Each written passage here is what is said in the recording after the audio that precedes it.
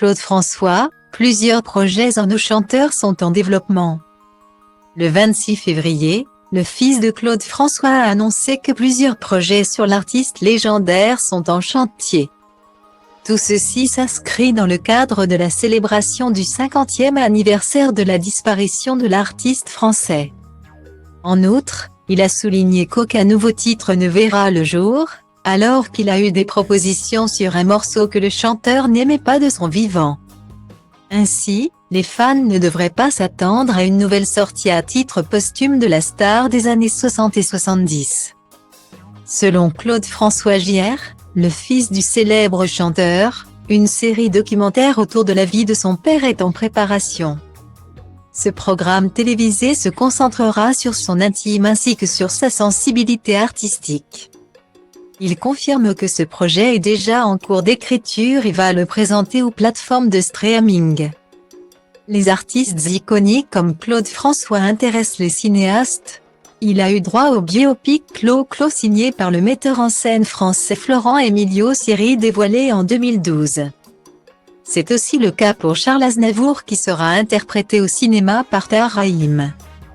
Hormis la série documentaire, une comédie musicale en hommage à Claude François sera aussi proposée au public. Cette production tirera son inspiration du spectacle Résiste centré sur l'œuvre de France Gall et de Michel Berger. Le concert Je vais t'aimer basé sur le répertoire de Michel Sardou sera également utilisé comme source pour réaliser cette comédie musicale avec Mamma Mia comme modèle.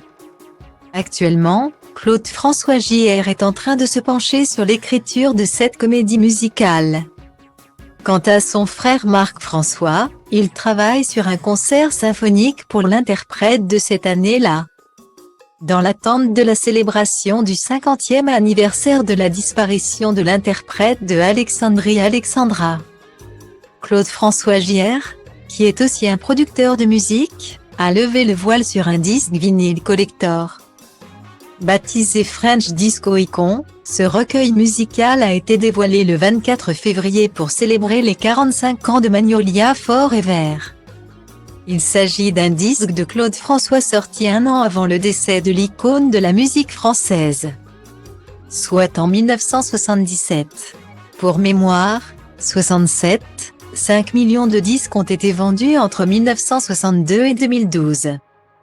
Ceci est une preuve que la notoriété du chanteur français est toujours importante même plusieurs années après sa mort. Une vente aux enchères des vêtements et des accessoires portés par Claude François a eu lieu à l'hôtel Drouot à Paris en 2013.